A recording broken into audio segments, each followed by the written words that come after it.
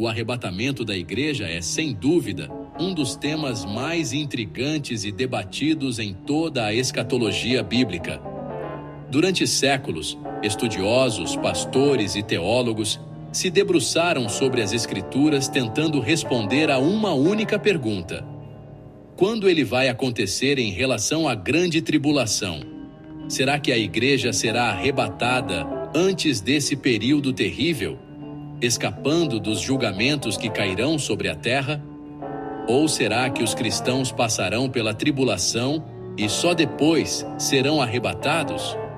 Para entendermos isso, precisamos mergulhar fundo na Bíblia e examinar cuidadosamente cada passagem que fala sobre o arrebatamento e sobre a tribulação. A primeira menção clara a esse evento extraordinário aparece em 1 Tessalonicenses 4:16-17, onde Paulo declara: porque o mesmo Senhor descerá do céu com alarido, e com voz de arcanjo, e com a trombeta de Deus, e os que morreram em Cristo ressuscitarão primeiro. Depois nós, os que ficarmos vivos, seremos arrebatados juntamente com eles nas nuvens, a encontrar o Senhor nos ares, e assim estaremos sempre com o Senhor. Esse texto é fundamental porque estabelece a realidade do arrebatamento como uma esperança viva e concreta para todos os salvos. Não é uma metáfora, não é um símbolo, mas sim um evento real que acontecerá no futuro. Porém, o que ainda gera debates é a relação desse evento com o período chamado Grande Tribulação, descrito em detalhes nos capítulos 6 a 19 do livro de Apocalipse. Entre os que defendem a ideia de que o arrebatamento acontecerá antes da Grande Tribulação, conhecidos como pré-tribulacionistas, há uma ênfase muito forte em textos que falam sobre livramento da ira divina. Um desses textos está em 1 Tessalonicenses 1:10, onde Paulo diz que aguardamos dos céus o Filho de Deus, Jesus, que nos livra da ira futura. Outro texto é Apocalipse 3:10, em que Jesus promete à igreja de Filadélfia: porque guardaste a palavra da minha paciência, também eu te guardarei da hora da tentação que há de vir sobre todo o mundo para tentar os que habitam na terra. Os defensores dessa visão argumentam que a ira futura mencionada é justamente o derramamento da ira de Deus durante a tribulação, e que a promessa de ser guardado da hora da tentação significa que a igreja não passará por esse período. Essa interpretação dá um grande consolo, porque aponta para a ideia de que a igreja será retirada antes que a situação chegue ao seu ponto mais crítico. Além disso, muitos relacionam essa visão ao fato de que, durante a tribulação, Deus volta a lidar de forma direta com Israel, como vemos nas profecias de Daniel, e isso reforçaria a ideia de que a igreja já não estaria mais presente na terra.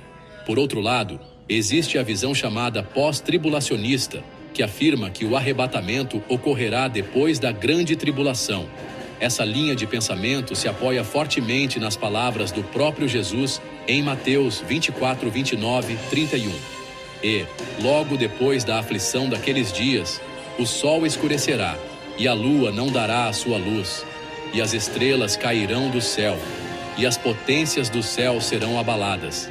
Então aparecerá no céu o sinal do Filho do Homem, e ele enviará os seus anjos com rijo clangor de trombeta, os quais ajuntarão os seus escolhidos desde os quatro ventos, de uma a outra extremidade dos céus. O detalhe que chama a atenção está na expressão logo depois da aflição daqueles dias, que parece indicar claramente que o ajuntamento dos escolhidos, ou seja, o arrebatamento, se dará após o período de tribulação. Para reforçar essa visão, Paulo escreve em 2 Tessalonicenses 2, 1-4, que a vinda de Cristo e a nossa reunião com Ele não acontecerão sem que primeiro venha a apostasia e seja revelado o homem do pecado, o anticristo. Essa passagem parece indicar que a igreja ainda estará na terra quando o anticristo surgir, e isso colocaria o arrebatamento no fim da tribulação, no momento da manifestação gloriosa de Cristo. Essas duas linhas de interpretação, pré e pós-tribulação, mostram como a Bíblia contém mistérios que nem sempre são revelados de forma direta. Mas há um ponto em que todos os estudiosos concordam: o arrebatamento será repentino, inesperado e inevitável. Paulo usa a metáfora do ladrão de noite em 1 Tessalonicenses 5:2, dizendo que o dia do Senhor virá quando ninguém esperar.